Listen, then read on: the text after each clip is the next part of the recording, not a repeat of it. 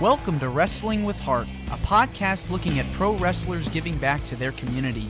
Join me, Stanley Carr, as I interview wrestling's hottest names who use their platforms as entertainers to raise awareness and do community service. Hello and welcome to another edition of Wrestling with Heart. This is the show where we talk with professional wrestlers and professional wrestling personalities about their lives in and outside of the ring, as well as doing acts of charity, community service, volunteering, and spreading positivity. You know, we're always about the positive vibes here on the show, and I've got a very special guest with me today. He is an up-and-coming professional wrestler, currently residing in Canada, has trained with Seth freaking Rollins, one of the top stars of today's professional wrestling period. And we're going to get into it. I'm pleased to welcome the one and only Keegan Dimitrijevic. Welcome, Keegan. It's a pleasure to be here. Thanks for having me on. Yeah, it's my pleasure. Let's get into this. So tell me about your upbringing in childhood. Where are you from? I was born in Windsor, Ontario, Canada, which is right across from Detroit. So if you've ever been to Detroit, there's Ford Field and there was the Joe Louis Arena. It's the city directly across the Detroit River. Okay. Yeah, it's a border between the US and Canada. I think if I remember correctly, when I was maybe a baby, 2 years old, I went to Windsor. It's pretty amazing, you know, just right on that line. Canada's got a lot of wrestling history, chock full of it. Different provinces like Montreal and Toronto, a lot of greats have come out of there. Tell me about some of your like early experiences watching wrestling. Wow. I was born in 2001. So unfortunately, I didn't get to watch the Attitude Era live. I didn't get to watch the territories live. I wish I could have.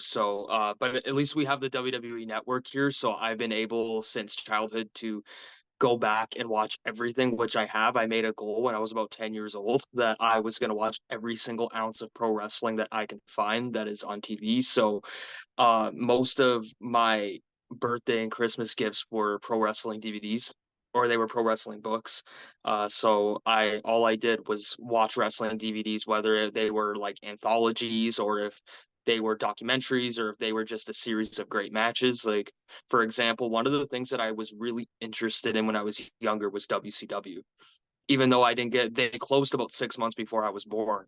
So again, I never had the chance to watch it live. So I think it was that nostalgia feeling I wanted to have of watching what I never had the chance to watch. So as a kid, I watched more WCW than I did WWE because like there was still Raw and SmackDown. Live SmackDown was on Thursdays when I was younger. So uh, I could still watch SmackDown. Raw was on till about 11, so I had a timeline that I was allowed to watch Raw till about 9:30, 10 o'clock, and then I had to go to bed. So I would just stay up in my room, put on the DVD player. It was like a small DVD player about this big, and I put on like the history of WCW or the history of the 10 pounds of gold, the NWA World Heavyweight title. So my childhood was mostly just studying pro wrestling and not caring about anything else that existed.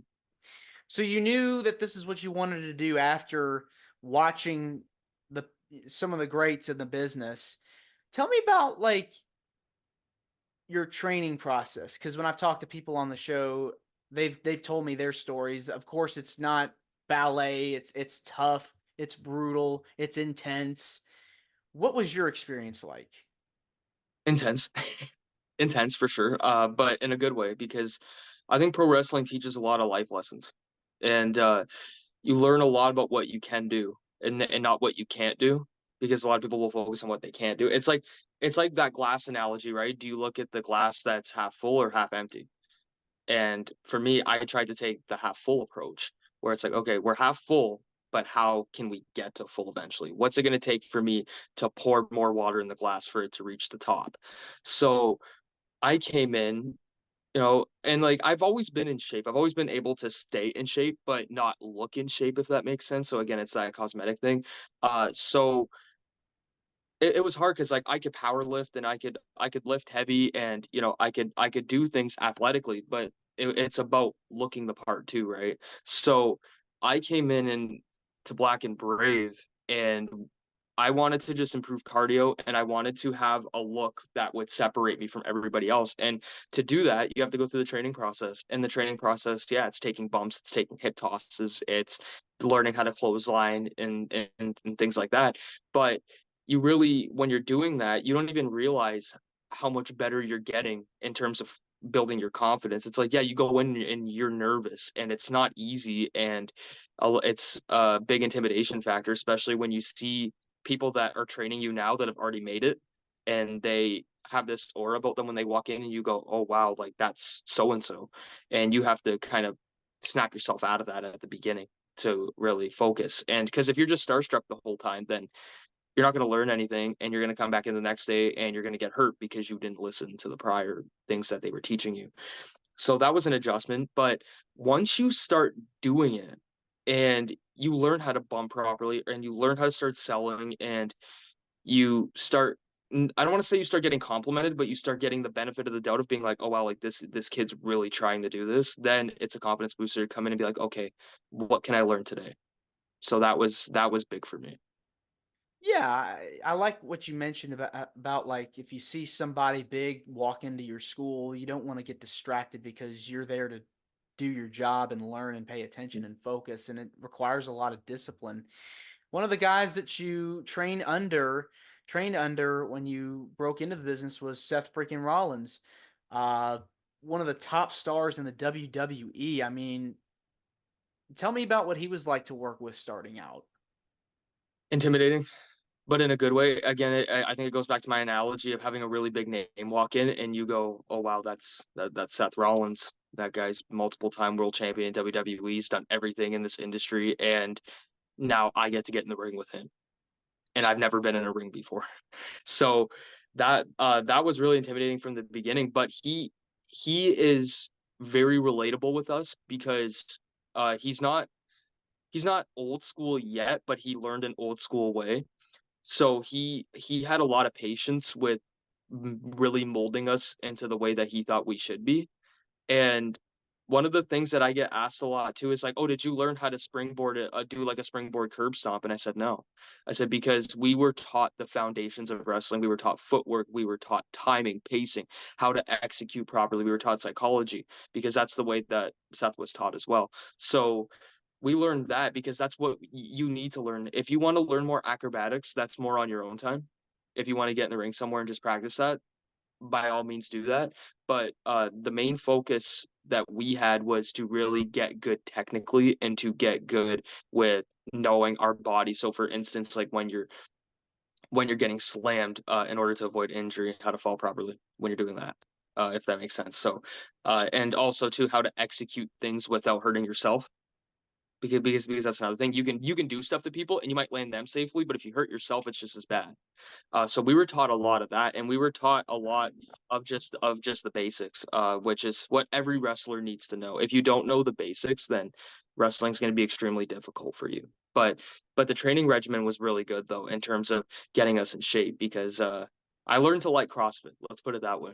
The day he walked in, we sat there and we looked and we're like, oh man, like, and I had like met wrestlers as a fan, but like when you're getting into it and you see somebody like that and you go, okay, you're working with him now, that's a big motivator. But at the same time, you're like, okay, don't mess up, don't say anything wrong, don't act like, for lack of a better term, don't act like a mark, don't ask him too many questions. But it's funny because at the beginning of the day, he literally sat with us and just was normal, and he's like, whatever questions you guys have, just get them out today. So we kind of had a pass to kind of get that out, but after that, it was down to business. So because I think if he wouldn't have addressed that, then everybody just would have been doing it throughout the whole time. So I think it was good at the beginning to be like, okay, whatever questions you have, what my favorite match is, who I like working with the most at WrestleMania, for instance, ask me now. So because then after that, we got to get down to the grit of our training. So he was really relatable. I had the pleasure of working with him a lot in terms of character, in terms of promo psychology, and I learned so much from him during the time that I was there that I thought, man, like these guys are so lucky that I get to work with him. on Raw and on SmackDown, especially the younger guys. Like they probably learned so much from him just from working with him once that they can pass that knowledge on to so many other people. I should mention too, you had another trainer that worked at the same academy, Marek Brave, Marek Brave. What was he like to be around? amazing, amazing. I had to get used to the American sense of humor though, because Canadians and Americans have a little bit of a different dialect. So getting used to some of the pop culture references and things like that, I didn't really know. So then they like, for example, Merrick would say a pop culture reference to me about like, whatever, and I would be like, what does that mean? So for example, I didn't know what the word bet means. Like I know what it means in the literal sense, but like I didn't know what it meant in the slang term. So they would say, all right, bet. And I'm like, I'd looked and I'd be in the ring and be like, what does that mean? And he'd look at me and be like, you don't know? I'm like, dude, I'm Canadian. I don't know what that means. So then he would tell me and he's like, well, what do you guys learn in Canada? I said, Merrick, I'm in English right now in university. Like I'm learning something. I just don't know what your slang terms mean. So that was kind of funny. We had a really good relationship, and I still talk to him quite frequently. I'm gonna hopefully visit down there soon. Let's kind of switch gears now and talk about some of the charity work and things that you've done outside of wrestling. What kind of things have you done to help your community? So I remember when I went back to high school in 2018, there was like a non-for-profit organization called Sport for All, which initially I wasn't a part of, but I did become a part of and helped out a lot with. So it was meant to get people in the community who couldn't afford to play organized sports and let them play for free, essentially. So in the downtown Windsor, there was a lot of problems. Like there was a lot of unemployment problems, not because people weren't looking, but just because of the economy. And one person had the idea of kind of having spaces that they could have people play floor hockey, for example. And I just went the one day because I was asked to. Like a friend from high school was like, "Hey, I'm gonna go down there and like just play floor hockey. Do you want to go?" And I'm like, I don't know. I mean, I played hockey before and I just kind of didn't want to play anymore. But I was like, okay, I'll go down, and I did. And I met a guy by the name of Christian Bouchard who ended up running it, and he started talking to me a little bit about hockey, and I don't watch it now. The game has changed too much for me, but I loved hockey from the 70s to the early 2000s. So I talked to him about that. And it spiraled from there. I just went and I played floor hockey with other people and had fun. And then all of a sudden he's like, "Hey, do you want to do some like voluntary work for this?" And I was like, "Sure." So then I started going every single week, twice a week to help run this. And we would just get people in the community. It didn't matter what age. They could be 10, 20, 30, 40, 50, 60, whatever. But it was meant for people, once again, that couldn't afford organized hockey or just couldn't afford to even go skating and just come and have fun. And it wasn't meant to be intense. It wasn't meant to be competition based. It was just people having fun. So that was a part of it. And then starting again when I went back in high school, I started getting bigger into the mental health field. Once I realized that there was a support system for it, because initially, like when someone has mental health issues, a lot of times they think that it's them against the world, right? And it's the farthest thing from the truth. And I found that out in high school, like in my last year, because then my high school started having me go out and do talks for it. Hmm. And I started doing talks for mental health, and I am still trying to do that to this day. You've probably seen on my Twitter and that, like the sick not weak stuff that Yeah. I promote. That's Yeah. Yeah, that's because with them, they are arguably the biggest mental health non-for-profit organization in Canada that helps people with various mental health issues, and they don't. There's no discrimination against it, against like schizophrenia or bipolar disorder or borderline personality disorder or even depression. There's a support system that they give for absolutely everybody, and there's no charge to it whatsoever. You have the liberty of speaking candidly about how you feel or what you go through on a daily basis, and that's what we need here and in the States and worldwide.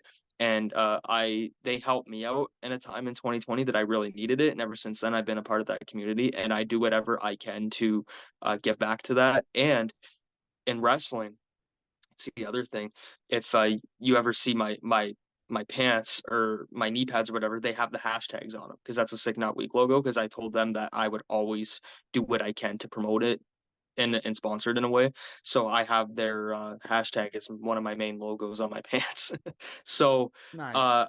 yeah, and so Michael Landsberg, who's the founder of Sick Not Weak, he does the talks for them, and I've Off the talked to record. him about going on board with him when the time is right to go do them with him. So we're getting that ball rolling too. And we actually just did a wrestling show that was called Fight with the Sick Not Weak as well to get Very, that very cool. mental health awareness rolling. Yeah, I guess it's my gimmick. I mean, like, because it's something I'm very passionate about. So the goal is just to bring it into pro wrestling and tell pro wrestlers that, hey, like this toxic masculinity that you go through on a daily basis, you don't need to do that. Like we're human beings. Granted, we're larger than life, but human beings all have their own issues that they're going through, and you should never be deemed a liability for your mental health problems. No. And it's amazing that you're able to do that. And I wish you the best of luck. That's a really cool thing that you're doing. I just want to tell you that keep on Thank going. you. Yeah, you're welcome. Yeah. This has been really nice getting to chat with you, Keegan. Yeah. You're doing a lot of really cool things, getting your break in the business. I wish you the best of luck. And I just want I to say appreciate thank that. you. Yeah, of course. Thank you again for coming on to the podcast. Where can people find you on social media if they want to get in touch with you or want to find out more about what you're doing? So I've expanded a bit. I'm usually on Twitter or X or whatever it's called now. But you can follow me there at the Keegan RW. You can follow me on Instagram again at the Keegan RW. I made a TikTok just because I guess it's the cool thing to do now. So I'm trying to get that going. So you can follow me on there, at the Keegan RW. Also, I do YouTube, but I'm not like a YouTuber per se. But I put my matches on there. If they're not on other places, I'll put my own matches on YouTube. So you can follow that again at the Keegan RW. So and Facebook too. You can also follow me there at the Keegan RW. So I'm trying to keep it all going. I'm trying to run it all at the same time, run 5, 6 different social media platforms. But I would say right now that Twitter is probably my biggest and Instagram. So I'm trying to build my Instagram as big as the Twitter is right now. So that's been my kind of my mission for the last year. Yeah. This has been awesome, Keegan. Thank you again, and you're more than welcome to come back. Yeah, I would love to. All right. Take care. Yeah, you as well. Have a good day. This is Wrestling with Heart. I hope you found this podcast to be informative and entertaining. If you did, please hit the subscribe button and look out for the next edition.